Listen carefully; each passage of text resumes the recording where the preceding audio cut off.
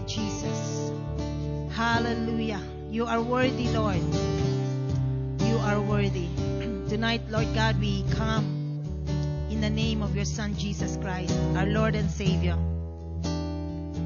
We believe in your word and we stand in your word that says when 2 or 3 are gathered in your name, you are in the midst of them. Lord, your presence is here. Your presence is here, oh God. You always meet us, oh Lord. You always come whenever we come in the name of your Son. You always turn up.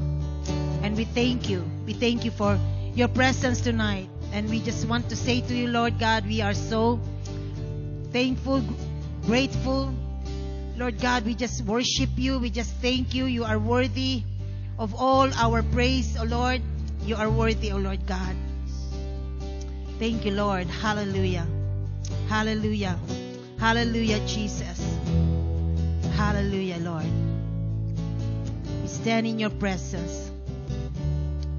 Hallelujah. And we plead the blood of Jesus over this place right now. We thank you, Lord, for the blood.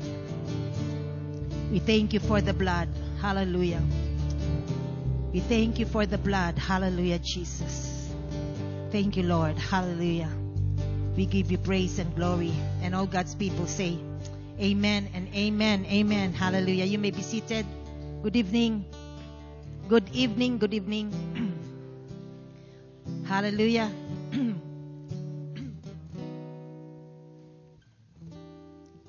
Thank you. I will call you later on. Just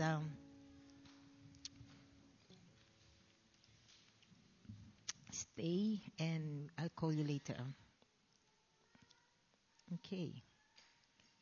All right. I always believe that in every meeting, every time we come together in the name of Jesus, every time that we are gathered either to pray, to study the Word of God, or to just fellowship, yep, presence of God is there because the Bible said that, right?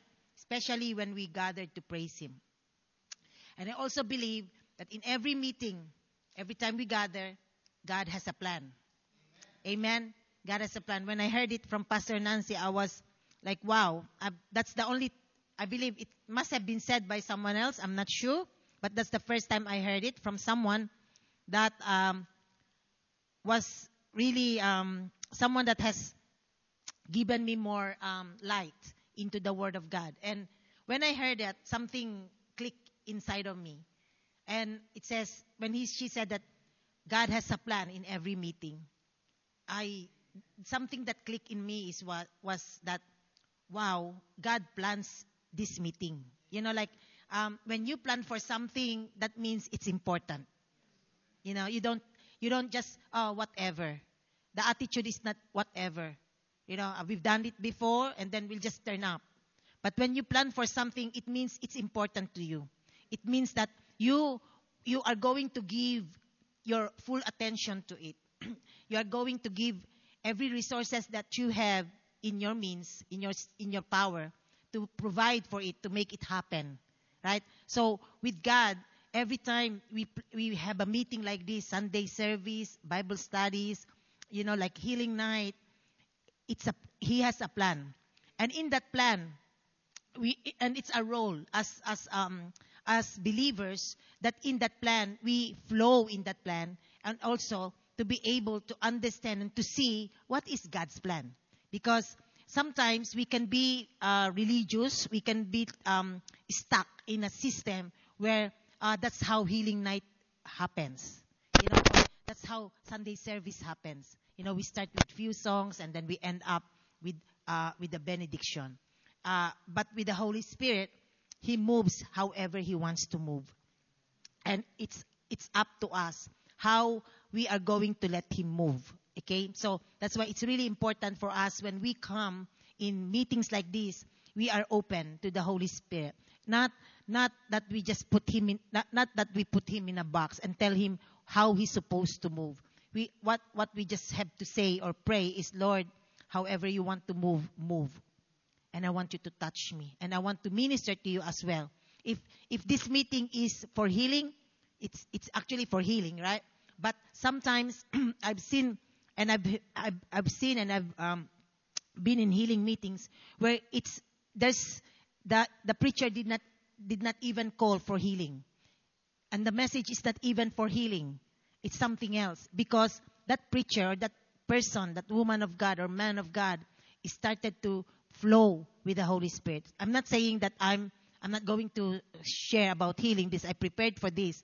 But what I'm saying is there is always a plan. God has a plan for this meeting. And whatever your needs are, whether it's, like I said on Sunday, whether it's physical, whether it's spiritual, emotional, financial, those are all needs that God is willing to answer. Amen. God is willing to answer. God is willing to provide.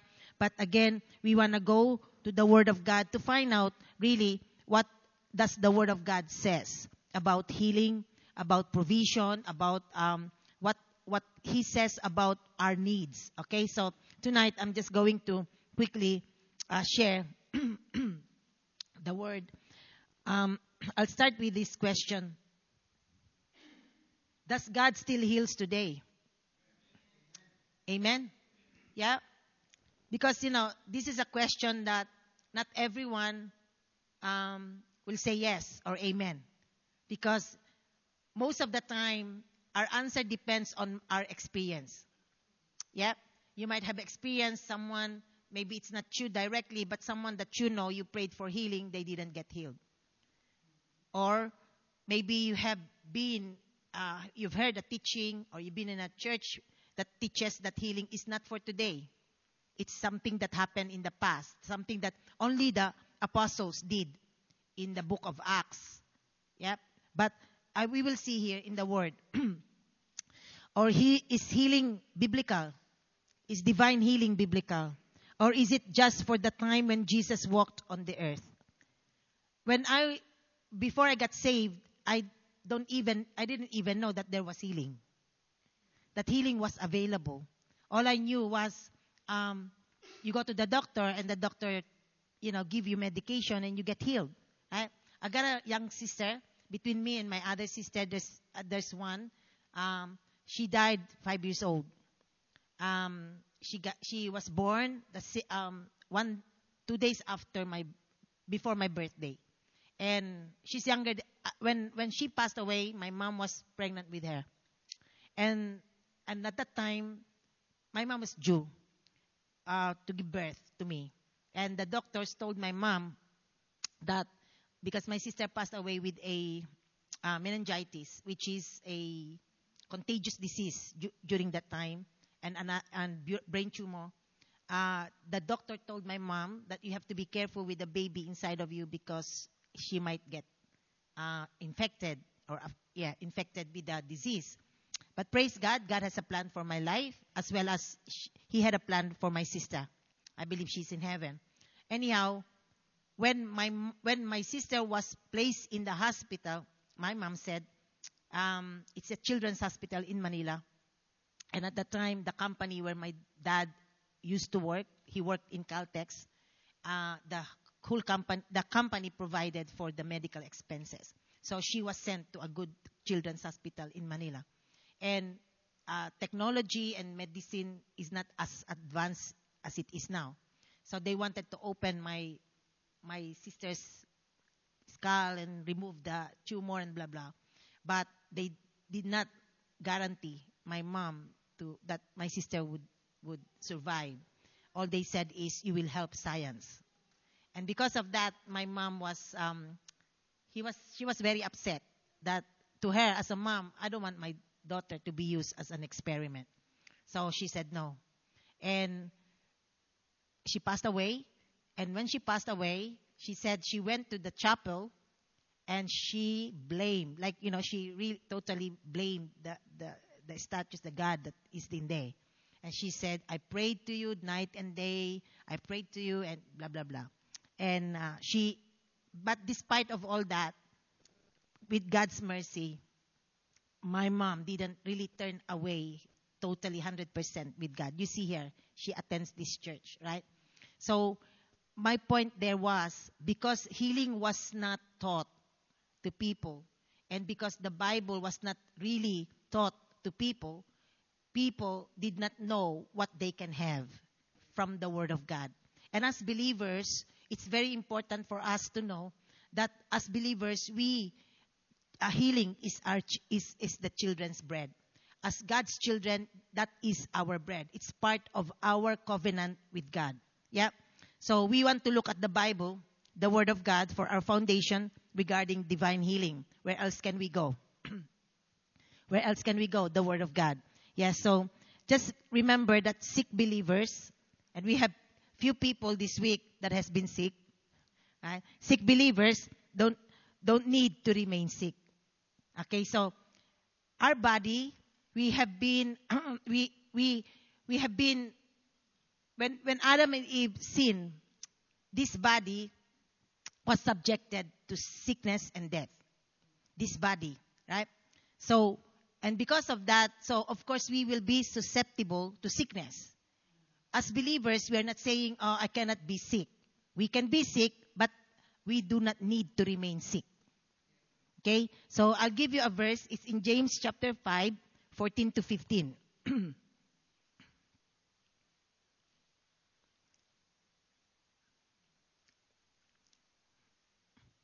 So here in this chapter and verse,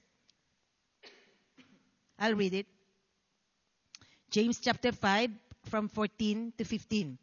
Is anyone among you sick? So remember, James is writing to the believers here. So these words are for believers. Who are the believers? Us. People that receive Jesus Christ and acknowledge Jesus Christ as their Lord and Savior. So he's saying, is anyone among you sick? Let him call for the elders of the church.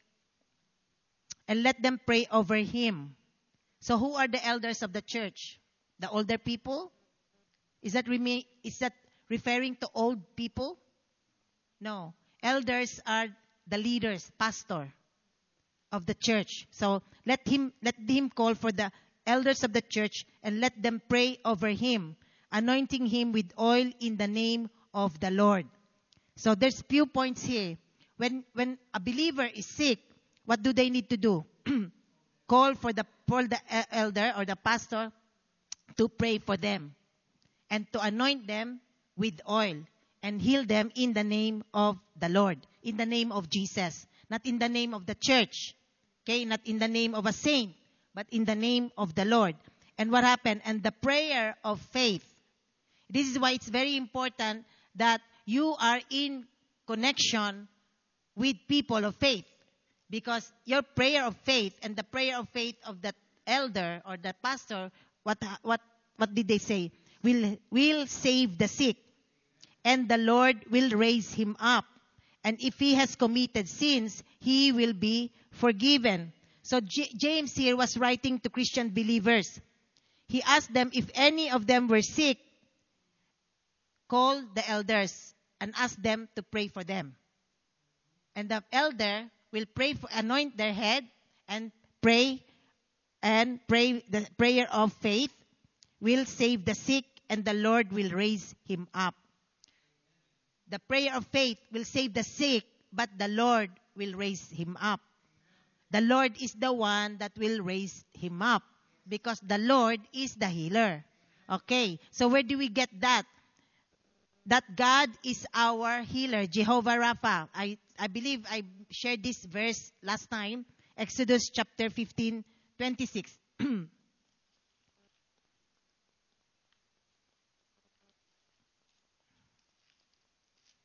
It says he and said, if you diligently heed the voice of the Lord your God and do what is right in his sight, give ear to his commandments and keep all his statutes, I will put none of the diseases on you which I have brought on the Egyptian, for I am the Lord. I am the Lord, what? Who heals. I am the Lord who heals you. The Lord who heals you is Jehovah Rapha. Yep. So God identified himself to Israel in a variety of names and types. And one of that is, he is Jehovah Rapha, the Lord that heals. He revealed himself to his people and to us now as Jehovah Rapha, the Lord who heals me, the Lord who heals you, or the Lord our healer. Amen. Jehovah Rapha, the Lord is my healer. Jehovah Rapha, the Lord your healer. Amen. So remember that healing is not just something that God does. Healing is part of God's very nature. Because he said, I am the Lord that heals you. That it's not something that he does. It's not only something that he does, but it is his very nature. He is a healing God. He is the Lord that heals. Okay? Yep. And remember also, God is for us, not against us, in the matter of divine healing. It is God's will for every single believer, and even we can pray for unbeliever, right? And it's really important. If you notice in James, it says, the prayer of the faith will save the sick. And then at the end, if they confess their sins, they will be forgiven. Yep. What is that? That means when someone that is not a believer yet asks you to pray for them, you can pray for them, but then lead them to salvation. So that they can also become a person of covenant. Because only the person who, unbelievers are not believers. Unbelievers are not covenant people. Okay, we have made covenant with God. When you receive Jesus Christ as your Lord and Savior, you made a covenant with God. You made an agreement with God. You entered into a contract, agreement, covenant with God. And healing is part of that covenant. So if you are not saved, you don't believe Jesus, right? You are not in covenant. You didn't enter into that covenant. So you have no right to ask for healing. Yep. But for someone else that is unbeliever and they wanted to be healed, they can ask someone to pray for them. And then that prayer, the prayer of faith of someone that, because a prayer of faith is someone who has faith, that means they have faith in God, they can pray for them and lead them to the Lord. And this is what we do. We don't just pray. That is just, we use healing to lead someone to the Lord. Okay? So anyway, God, healing is not just something that God does. Healing is part of God's very nature. He said, I am the Lord who heals you. God was and is and will continue to be the healer. Amen. God was, is, and will continue to be the healer. He's the same yesterday, today, and forever. His healing of our sick bodies is a direct expression of God's boundless grace and love for us. His healing for us is not a reward. God does not heal you because He's rewarding you. I thought I was like that too. Like, Lord, I'm a good person. You need to heal me. It's not a reward. You cannot earn any of God's goodness in our lives. Yep. Healing, like I said, is the very nature of God. And it's an expression of His boundless grace and love for us. Because He loves us, He does not want us to be sick. In fact, when He put Adam and Eve in the garden, they were not sick. Remember? They were not poor. It all just happened because curse came when they sinned, when they broke the law. Okay? And then what happened? We were redeemed from the curse. What is the curse? That is poverty, lack and want, sickness. But we were redeemed. By whom? Jesus Christ. So healing is ours now. Amen. Everything that was stolen, everything that was broken, everything that was taken from the Garden of Eden, from Adam and Eve, has been redeemed and restored back by Jesus Christ. Amen. So healing is ours. And like what I've been saying also, you are not the sick that needs to be healed. You are healed. You are healed.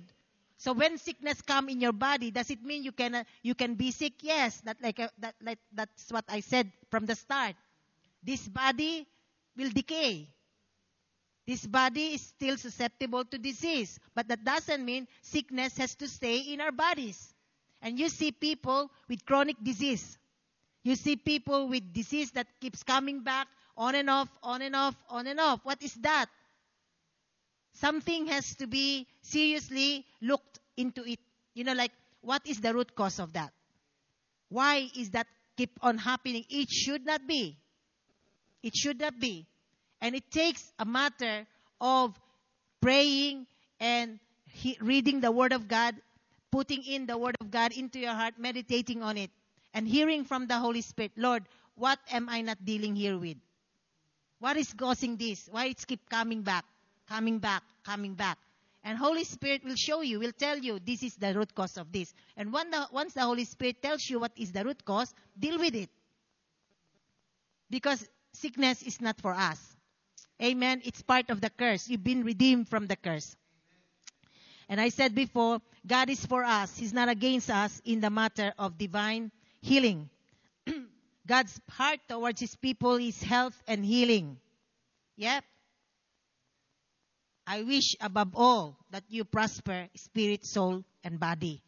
So if it's not God's will for us to prosper, why would that be in the Bible?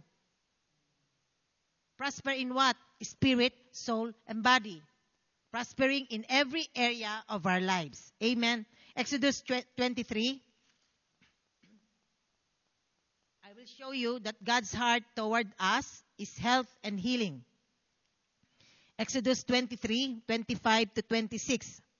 So I hope you are highlighting, taking notes, so you can look into it again. When sickness hits your body, look into this. These are words, promises of God that you need to look at. Amen. So you shall serve the Lord your God, and He will bless your bread and your water. What was the condition? You shall serve the Lord your God. Does it mean you need to go into full-time ministry? No. Just when you serve the Lord, that means you love the Lord. Amen. When you shall serve the Lord your God. And what happened? He will bless your water and your bread. What does it mean? Provision. Provision. He will bless your water and your bread. It's not a blessed water. We used to have blessed water, like holy water.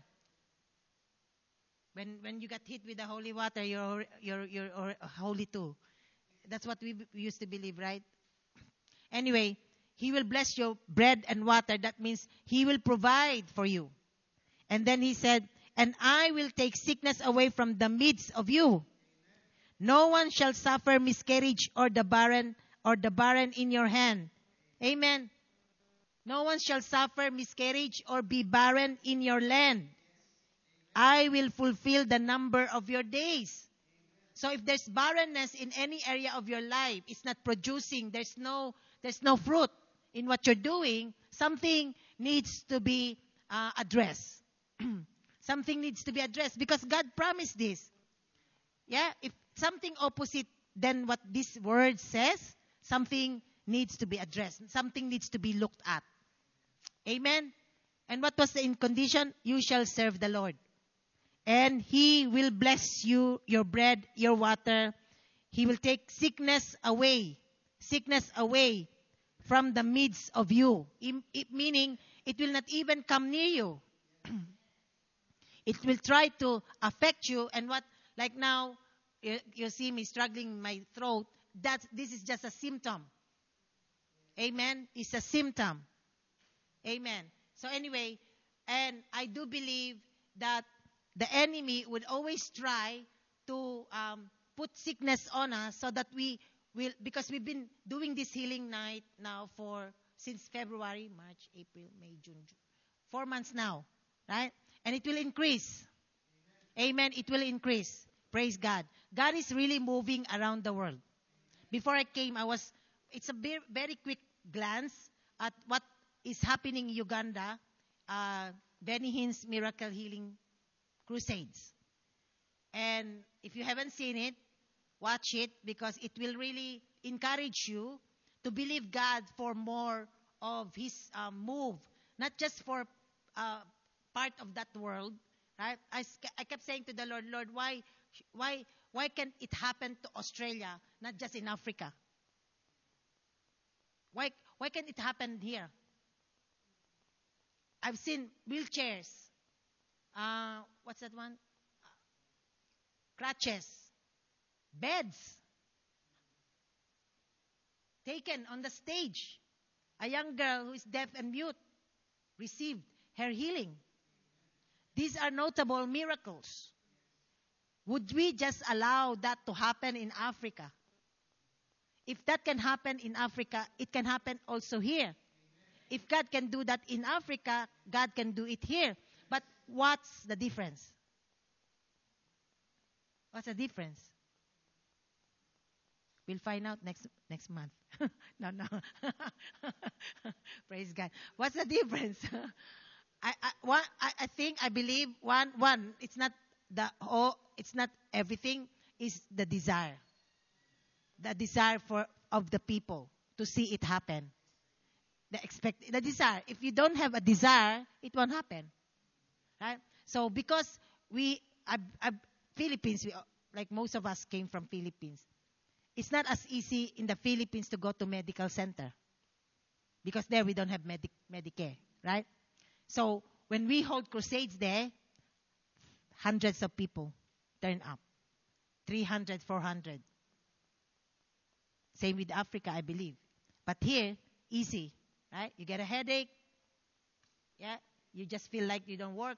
You don't want to work. Just go to the medical center. The doctor even asks you, do you want a medical certificate? How many days? They're the one who tells you how many days, right? It's as easy as like that. That's why we don't desire to see those miracles. Because here, for us, we don't need miracles.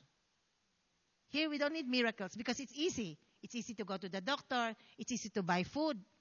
When you have medicine, it's easy to go to Centrelink. Correct? Correct? Yeah? But in the Philippines, if we call for outreaches like this in the afternoon and the outreach will be 6 o'clock, by 5 o'clock, that place is packed. But here, you start your service at 10 a.m., people will come at 11 a.m. We don't see that in the Philippines. And you won't see that in other third world nations. They see their great need for God. Yeah? But praise God, we were blessed to be here. We were blessed to be here. I'm not trying to put condemnation or guilt in you. What I'm saying is if we really, really want to see that happen, right? God can raise up another Benny Hinn here. God can raise up another Reinhard Bonnke here. But those people that we know now, those people that we watch with these notable miracles, they didn't start like that. They didn't start small. They didn't start as big as that. They didn't start with that big platform. They started as, like with 2, 3, 4 meetings, people only. But they continued on. They committed. They were faithful. They didn't give up because they believe on God. Right? So the result is God's. When you pray for someone else, they didn't get healed, leave it to God. You're not the healer. You are not the one who said, I am the Lord that heals. It's God. Right? So all our responsibility is to pray for them and to believe that God will heal them. The prayer of faith will heal them. Then another verse is Deuteronomy 7. So how can you disregard Old Testament when all these beautiful promises are in the New Old Testament? Right? You cannot put Old Testament because we are now in the New Testament.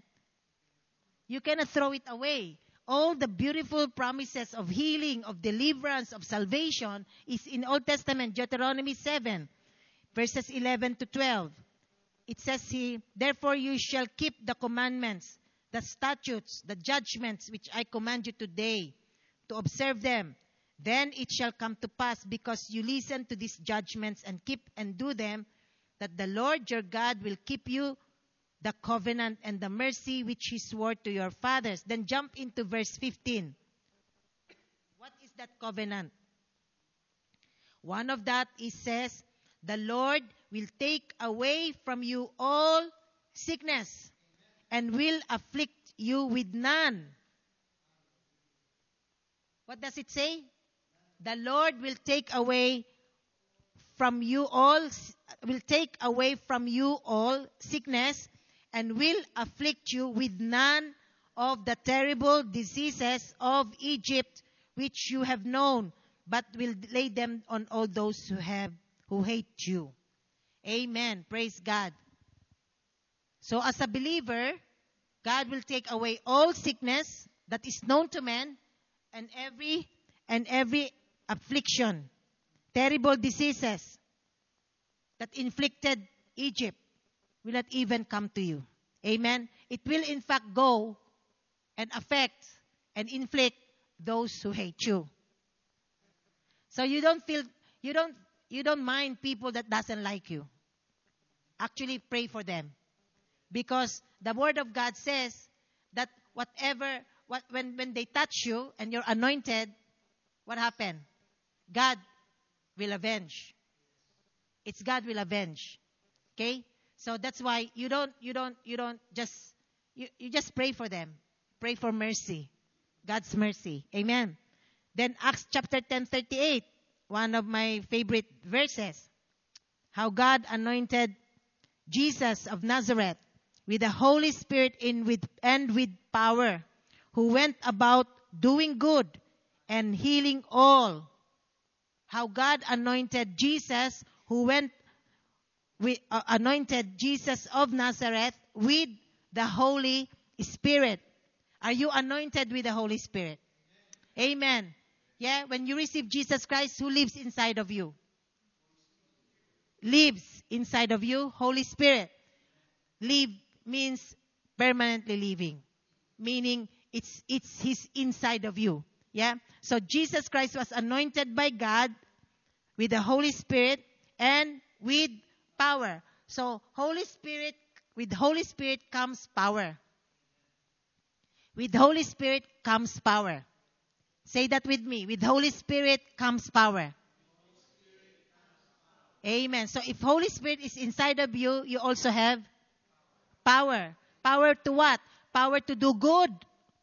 That's what the verse says. Doing good and healing all who were oppressed by the devil, for God was with him. So here now in this verse says, doing good and healing all who were oppressed by the devil. So meaning, it's showing us and telling us that those that are sick, they were oppressed by the devil. Because sickness is not from God, it's from the devil. Yeah? No one is happy when they're sick. Have you ever heard people that, I'm so happy I got a headache? Right? I don't understand why people use sickness just to take a day off. Hello? Yeah? People can make a lie and say, I've got a headache. But they don't really sick. Sickness is hard. I mean, it says all oppressed, who were oppressed by the devil. It's an oppression. It's a torment. So no one really would like to be sick. But we were anointed just like Jesus Christ of Nazareth was anointed by God with the Holy Spirit and power so that we can do good to all and heal those that are oppressed by the devil. And know that with God, God is for us. Amen. Now, God's spiritual healing power extends to all our diseases and infirmities. Amen. God's healing power extends to all diseases and infirmities. Psalms 103. Bless the Lord, O my soul. Amen. And all that is within me, bless His holy name. Bless the Lord, O my soul, and forget not all His benefits. What are those benefits? You heard this again, like again and again. This a lot of times that I've mentioned this as well. Verse 3. Who forgives all your iniquities, who heals all your diseases, who redeems your life from destruction, who heals all your diseases. Hallelujah. All of your diseases, all of my diseases. Why? Because nothing is too hard for God. Nothing is too hard for God. God can heal all types of diseases. All diseases, all sickness, all cancer. Amen. Before, AIDS was a disease that everyone's fear to even speak to someone with AIDS, right? But technology, yeah. But I've heard testimony of people that were healed from HIV and AIDS. Amen. Hallelujah. My heart is to see that what we see in videos of Miracle Crusade, to see that happen here in Australia.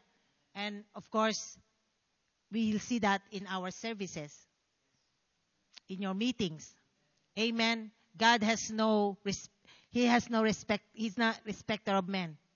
He will use anyone that is willing to be used by God. Amen. You probably heard this. He qualifies those people may disqualify you, but He's the one who qualify you. And if God calls you, He will anoint you. If God calls you, He will provide for you. So my point here is all diseases. God can heal all diseases because He is the healer. No sicknesses are excluded from this great benefit. It says here, bless the Lord, O my soul, forget not all His benefits. He forgive all our iniquities. He forgive all our diseases. So whatever disease you or your loved one may have, it falls under this promise that God heal all your diseases. Amen. Hallelujah. Hallelujah. No, God will not say, I'm sorry, that I cannot heal. I can only heal headaches and no. Praise God. Amen. All. Yep. Headache, is that under all? Stomach ache, under all. Hallelujah. Praise God. Thank you, Jesus. Cancer, is that under all? Yeah. A pain in your toe, is that under all? Yes. All types of diseases. Amen. We should remove all the limit. Remove the limits that we put on our God. Amen. Whenever I'm faced or I was asked to pray for someone that are sick, especially, and most of the time, I'm asked to pray for people in the palliative. And I've shared with you, right? The first few experiences I have for praying for people that are already dying, they actually die. And with that experience, that could have stopped me from praying for people. That could have stopped me from believing that, is it really real, what I'm preaching? Is it really real? Can you really do that, Lord? But Lord, over and over, God will rebuke me and bring me back to His word. And He say, do you really believe my word? Yes, Lord. Then just believe my word. And keep on doing what you're doing. And keep on looking at me as the healer, not you. It's not you. And one thing else I learned from praying for the sick is, I don't remember who was that preacher, but he was praying, I think it's Smith Wigglesworth, and he was praying, there was a group of people with him praying for this sick person, and this person never gets healed. So anyway, they called him in, and then he said, okay, start praying. And they're praying, and the Lord spoke to him and said, they were praying looking at the person that is sick. They're not praying looking at me. I don't know why I'm headed here, because, it's a healing night, but it turned out to be a healing lesson. I'm teaching you how to pray for. Have you noticed? Yeah? Because God will use you for that. Amen. So it may not mean, you can pray for your own self. Lay your hands on yourself. Anoint your head with oil.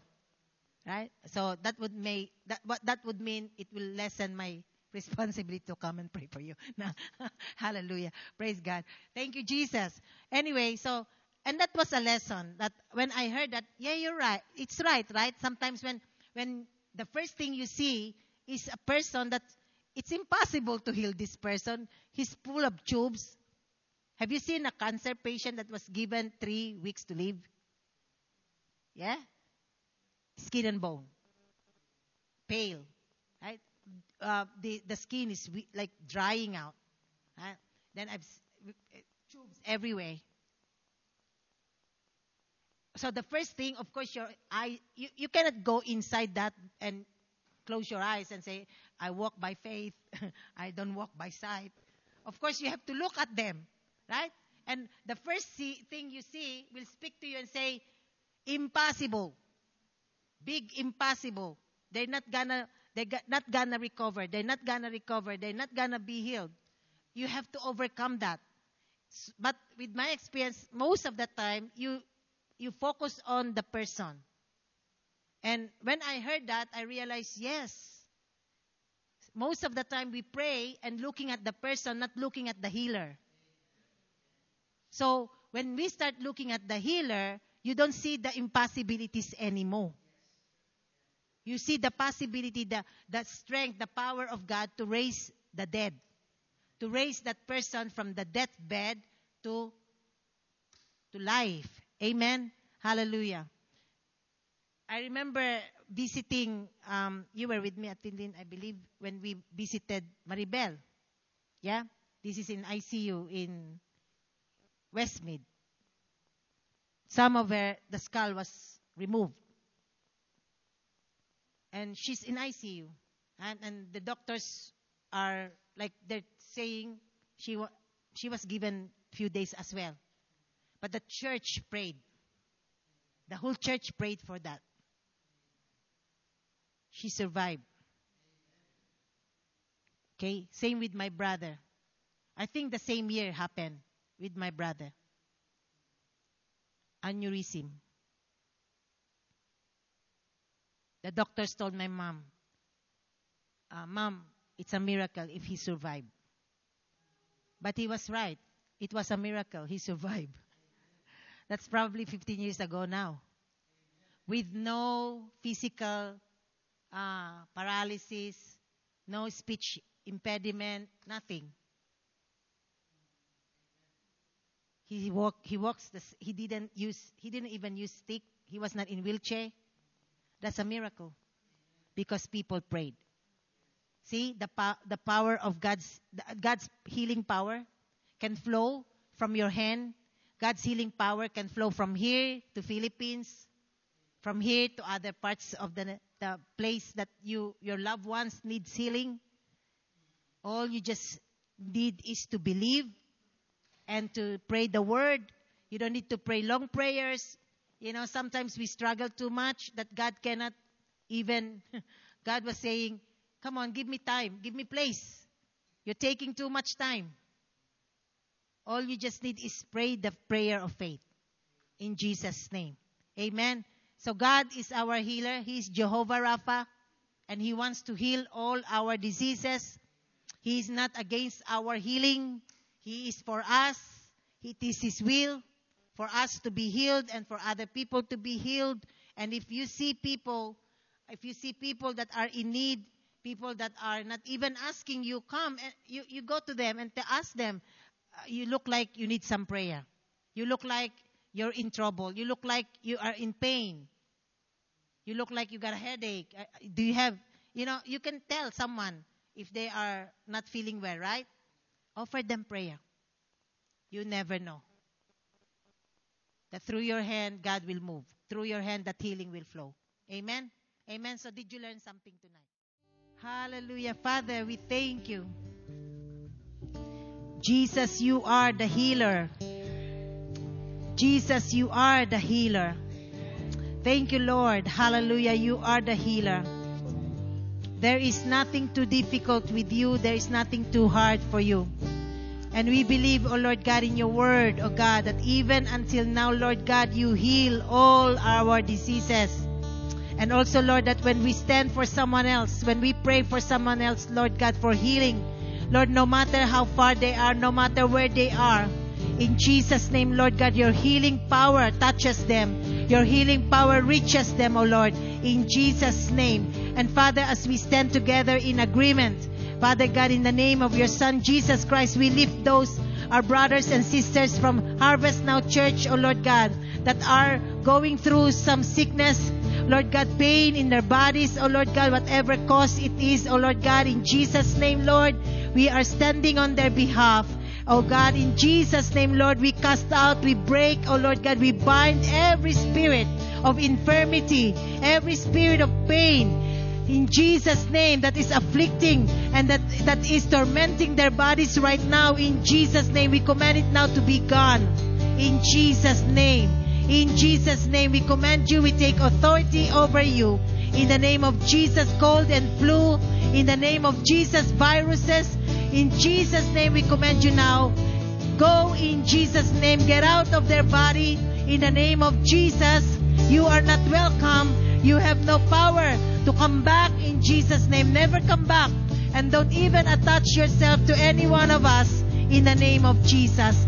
Father, we claim, oh yes, Lord, we release your healing power over them from the top of their heads to the tips of their toes in Jesus' name. And Father, we also pray for Ray. Yes, Lord. Hallelujah. Hallelujah, Jesus. Yes, Lord, we speak total restoration of his shoulder. Right now, Father God, everything that was broken, everything, oh Lord God, that was destroyed, in Jesus' name, Lord, we speak total restoration of muscles, joints and ligaments, bones, oh Lord, in the name of Jesus. Thank you, Lord, for creative healing over him right now. In Jesus' name. Thank you, Lord. Thank you, Lord. Thank you, Lord. Thank you, Lord. Thank you, Lord. Hallelujah. Thank you, Jesus. Hallelujah. Hallelujah. And Father, we pray for George. We lift him up to you, Father. We do not know him, but you know him. In Jesus' name. Hallelujah. Hallelujah. Father, we thank you, Lord God. Yes, Lord, that he is healed. Hallelujah. Everything that was broken, destroyed, oh God, by paralysis, oh Lord God, tumor, Father God, we command it now to be healed in Jesus' name. In Jesus' name. Hallelujah. We release your healing power over him right now, Father, in the name of Jesus. And if they are not saved, Lord, Ray and George, we pray for your salvation to come in the name of Jesus, Father God. Hallelujah. We do not only believe for healing, but we also believe for salvation, Lord God. Their salvation of their soul is more important, Father, in Jesus' name. And Father, we thank you for healing angels. We release them right now. Go and enforce this prayer. Bring that healing in Jesus' name. Every person in Harvest Now Church, from the youngest to the oldest, Father God, they prosper. Oh Lord, yes, Lord, they prosper. Oh Lord God, they walk in divine health in Jesus' name. Hallelujah. They prosper spirit, soul, and body. Hallelujah. This virus is not going to spread. We put a stop on it now in Jesus' name. Hallelujah. This cold and flu is not going to spread. We put a stop on it now in Jesus' name. Hallelujah. Hallelujah. The healing power of Jesus. Hallelujah. Apply to every season of the year. Hallelujah. In Jesus' name. Hallelujah. We are the healed. We are the healed in Jesus' name. And Father, we thank you for what you have done for us tonight. We thank you, Lord, for your word. We pray, Father God, for the Holy Spirit, for reminding us once again that our covenant with you, oh Lord God, is healing in Jesus' name. That you are our healing God in Jesus' name. And it is our bread. Oh Lord God, our bread is healing.